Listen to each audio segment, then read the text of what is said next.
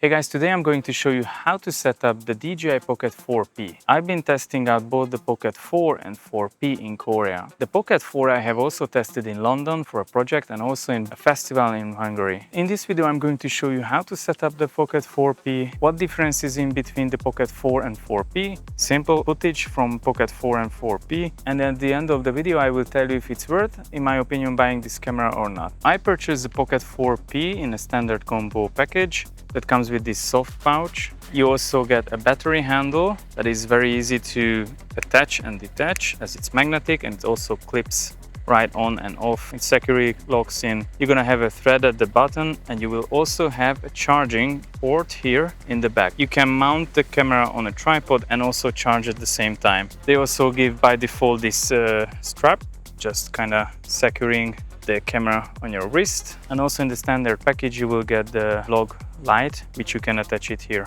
This is the exact same light you could get for the Pocket 4 4P, so it's compatible with both of the cameras.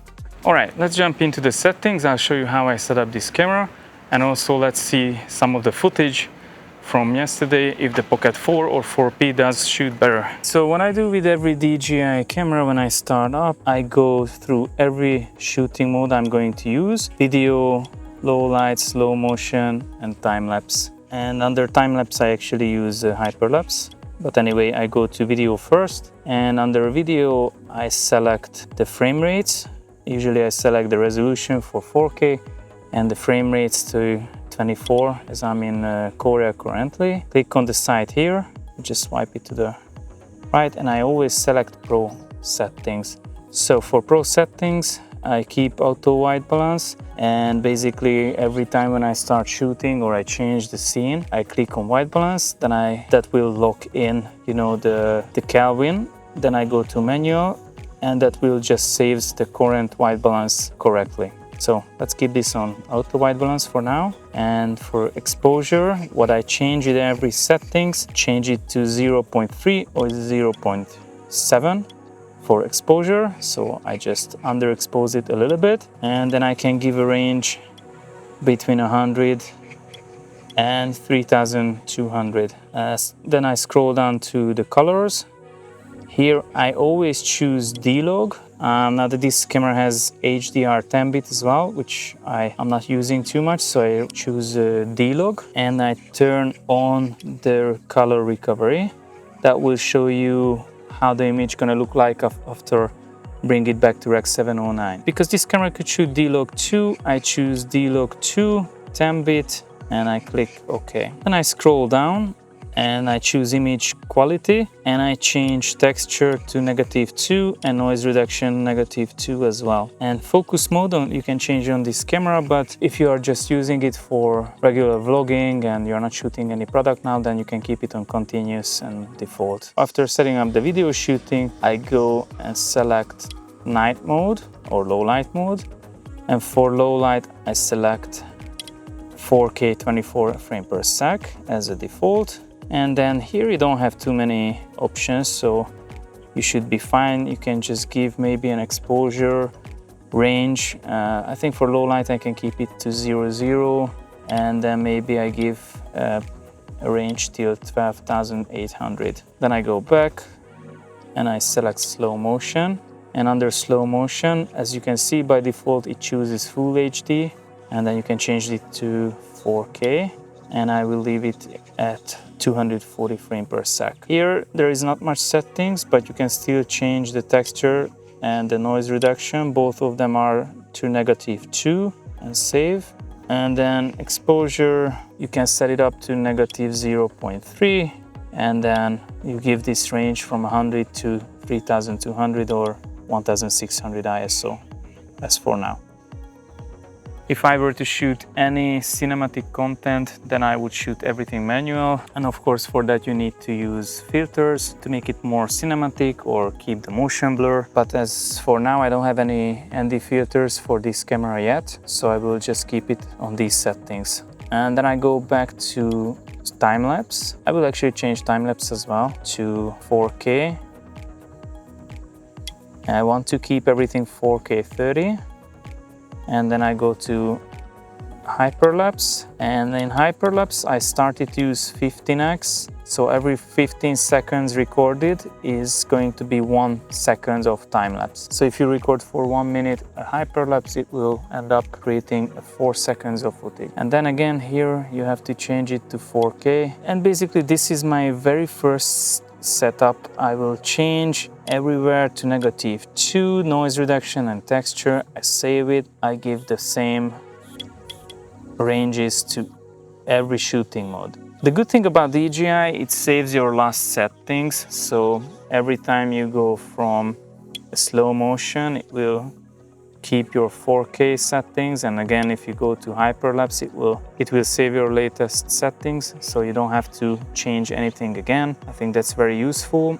There is only one downside to this camera. If you choose D-Log 2, you cannot zoom in. It even says it here. So every time you want to zoom in by 3x, you would have to go into the menu and select normal D-Log, like so. And then after that, you can zoom in and zoom out. Now, as you can see, this does a decent zoom in and zoom out. And you can even zoom in and zoom out during your recording, so you don't have to stop recording. For recentering the gimbal, you can double click the joystick, so there is no point to use a C button for that. Like let's say you select slow motion and then you go to settings. Now if you go to settings, you have to select any shooting mode besides D-Log 2. So you have to go to either night shooting, maybe a slow motion, to choose bitrate to high. This is important because by default, if you shoot on the wide angle lens in D-Log 1 or D-Log 2, you're not going to be able to choose it. It will automatically put it into high bitrate. But then the rest of the shooting mode will be in standard. You have to change it to high. Here is auto flicker. Here you can select which hertz is in your country is applied for, so 50 or 60 hertz, or you can keep it auto. When it comes to storage, this camera has a built-in 103 gigabyte storage, which is really good because you can record on the camera as well, but you can also record on an SD card too. Now here you have tracking options. You can just track one person or multi-person, and you want to track yourself, for instance, and not the crowd, then you can just select spotlighter, so it will follow you. Actually, I just hired a new videographer and he's doing a really great job. Let me show you how good it is. And here you can do some spin shot. Let me show you. And this will turn the camera automatically. With this button you can quickly rotate the camera, so you can enter a vlog mode, and then basically you can start shoot yourself super quickly. The menu is really straightforward. It's very similar to the regular Pocket. You have dedicated settings for wireless mic. If you are using a DJI mic, it's extremely simple to link the mic together with the Pocket. It also gives really good audio straight out of the camera, so you don't have to adjust many things. Press and hold this button until here in the corner it starts blinking green and blue. Then eventually it will link up with the Pocket 4P. Here you can set up the custom buttons. So for triple press, I would select follow FPV, so you can switch between FPV mode and follow mode. Here you can set up the gimbal to follow, tilt lock or FPV. FPV will give you a full rotation, so wherever you move the gimbal, the camera will kind of follow it. So you could get and create really unique movements with it. Here you can set up the gimbal for slow, so for more cinematic, or fast if you are recording any sports or requires quick movements, then you just go to fast. There is a few key differences between these cameras. So one is obviously the big size difference, and I mean size difference is more of the head size, because what you're actually holding is exactly the same. I think it's identical. So with the zoom in button, you can quickly zoom in with both of the cameras. There is a difference between these two zoom ins. The Pocket 4 could zoom in digitally 2 times, Meanwhile, the Pocket 4P could zoom in 3 times and optically, so it has a separate lens for this. Now the 4 has a clamp, so you can securely lock the gimbal, so you're not gonna accidentally crack it while it's in your pocket or in your backpack. Now this camera doesn't have that same lock system because you cannot fit here. So that's again something you to be aware of. Yesterday I did a side-by-side test between these two cameras. So I shot D-Log on the Pocket 4 and D-Log 2 on the 4P, and I did like a exactly same side-by-side recording. I was not using any filters. I think you could just tweak the Pocket 4 to get the same quality. One thing is important to mention with the Pocket 4P, you could shoot D-Log 2, but only on the wide-angle lens. So one thing is a little bit of a hassle. If you want to shoot and zoom in quickly, you have to shoot on D-Log, regular D-Log 1, not D-Log 2. Otherwise, you need to swap between color profiles and then you can zoom in and zoom out. So there is no quick switch as of today. For instance, if you press one button, it switches and then you can zoom in. It would be great. Now we are at almost like 5 o'clock. I think very, very harsh environment, as we have harsh light and also shadow as well while I'm recording. So let's see afterwards how the D-Log 2 compared to the regular D-Log. Big question, should you get the Pocket 4P or should you skip it? My honest opinion, if you're a professional shooter and you don't want to carry your camera for content creation and you need a wide angle and also a close-up, then I would say this is a good investment. So far the quality on the Pocket 4 and also on the 4P I think is really good. So in many scenarios I can see if you're creating social content, it's a really amazing and good quality camera.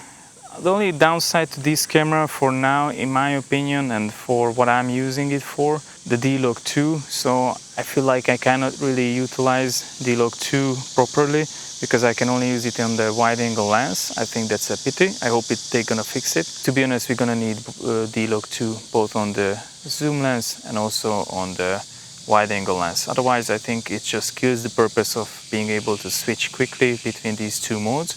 I think in many shooting scenarios, D-Log is very similar to D-Log 2. I haven't fully tested D-Log 2 yet, so I cannot say for 100%. But for what I have been testing, I could see the D-Log is very close from the regular Pocket to the D-Log 2 on this one. I would say if you don't mind you are shooting in D-Log 2 or D-Log 1, but you need both lenses, then choose this one, obviously, because you have a close-up lens as well. If you don't need the D-Log 2, and you don't need the second lens, and I think this is something you need to think a lot about, then you are really good with the Pocket 4, believe me. If you like any of the colors on my example footage, I left the link below to my web shop where you can check them out. Alright guys, thank you for watching and see you in the next one.